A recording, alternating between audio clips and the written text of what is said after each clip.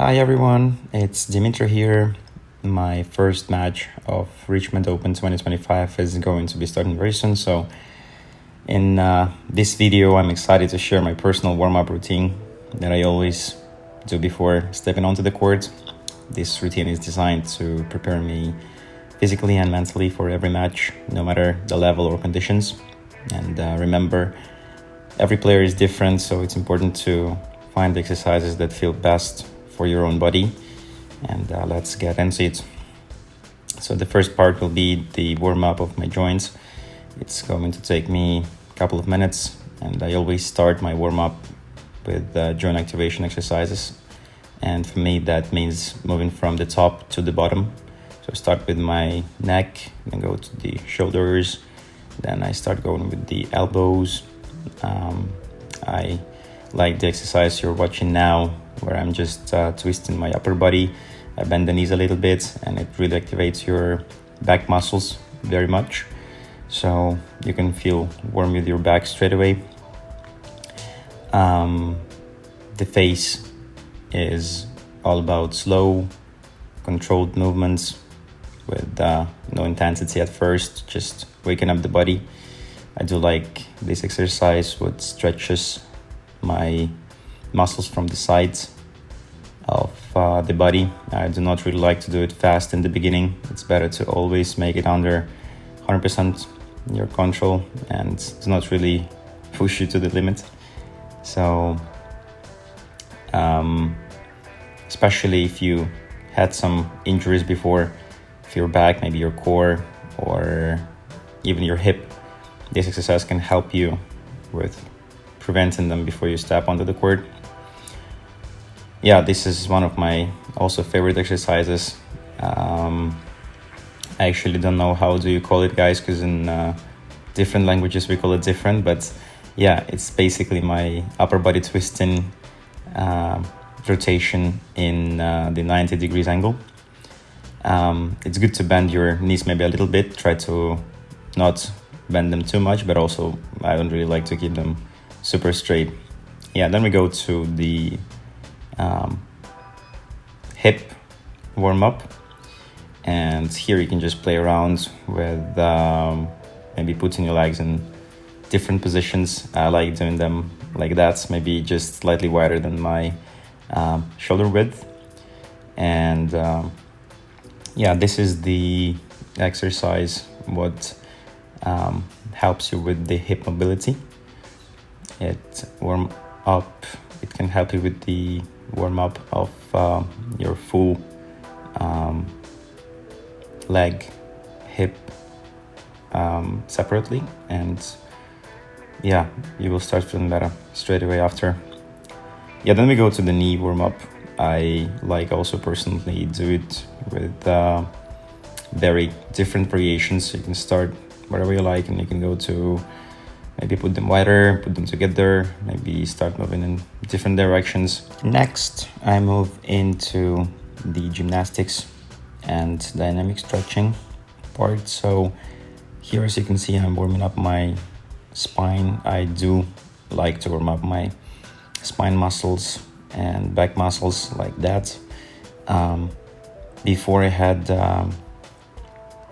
very big cramp on my core from the left side, so I am making this exercise a bit longer than usual. And the next one is we call it a cat, but I don't really know how you call it, guys. Anyway, it helps you to relax your back a little bit, and straight after that we move to the dynamic stretching.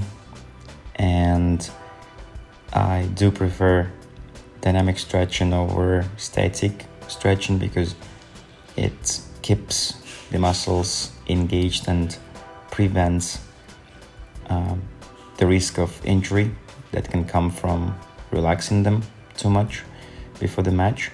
So if you guys were doing the static stretching before the match, I do recommend you to switch to the dynamic and save your static stretching for after the match cool down.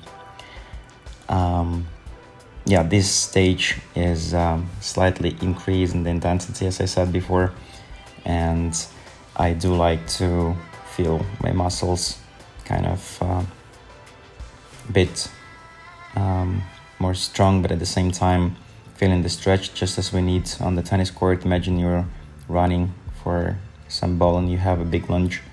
You definitely will have your muscles strong but stretched at the same time, so it's really good to prepare them for these kind of movements right before the match in your warm-up session. Then I pick up the elastic band and work on my arm and shoulder activation. These are classic exercises that all tennis players know. I haven't actually added anything in there except of the last exercise, when I will be just adding a little bit of the footwork and twisting there. But basically this helps warm up all the sides of the shoulder. It reduces pain from previous days, like my main benefit of this one. And I just make sure that I'm ready to hit serves and ground strokes without any tightness or discomfort.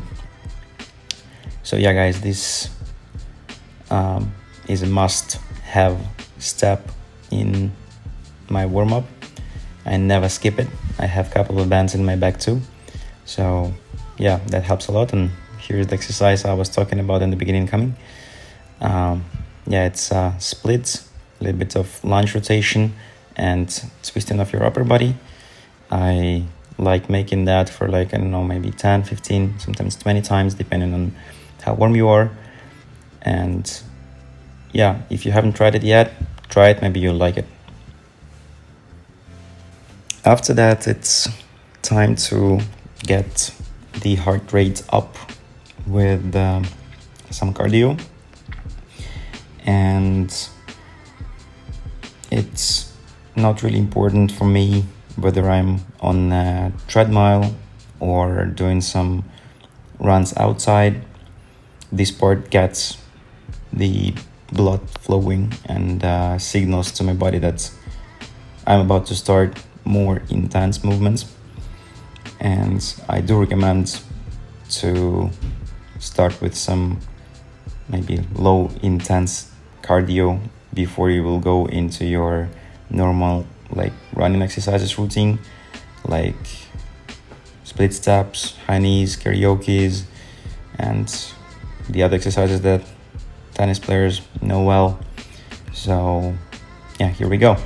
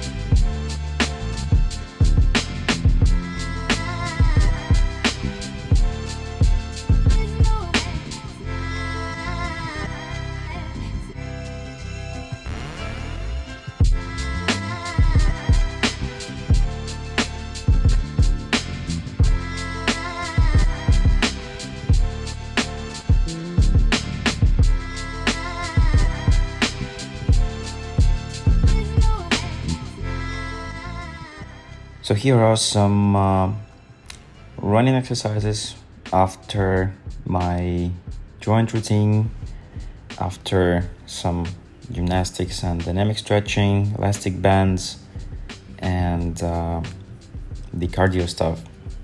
I do feel very well prepared to do some even more higher intensity exercises.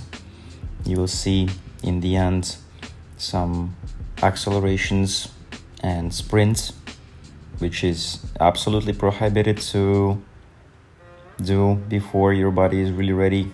It's the fastest way to be injured. So make sure you're really warm before you go to the 100% intensity in your running stuff. As you can see, when you are doing when I'm doing the exercises here, I'm always going like one way, and I'm coming back not slow, but just like slightly, maybe joggling, and that helps your body to keep being warm. So I do like making these kind of exercises with no stopping until you really feel warm. These are some shadow fights I like doing, and I think not only me, you can see some pro players and tennis TV doing the same stuff. So yeah, I think we're all the same in this part.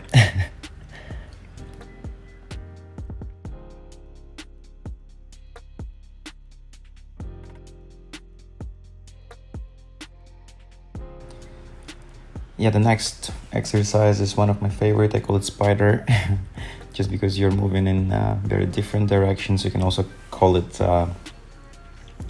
maybe crab or something like that. I like doing this exercise in both directions, like when you're going there forward and when you're coming back. I do like to make it the same way so you can see it. Now here you go forward a couple of steps. You can start with 1, then go to 2, maybe 3 steps, and then you go the same way back. It helps you with your body turn, preparing for backhands and forehands, coming in the court, going outside of the court, maybe moving forward, backward. And yeah, normally I do this exercise for a little bit longer, but I feel kind of ready here. And as I promised you, here are some accelerations. As you can see, I start with the slow accelerations. I don't really push myself to the limit in the first maybe 2-3 rounds. So yeah, it's always better to start with the split step, then go slower to faster. And yeah, this is the key because it prepares my footwork for the 100% effort I'll need in the match, helping prevent injuries and getting me fully warmed up for the demands of competitively play.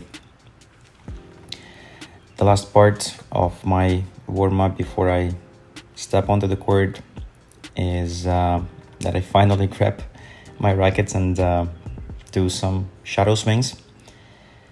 This step is really important to me, especially when I haven't had a chance to practice on the court before a match, like in some tournaments, especially if you start very early in the morning.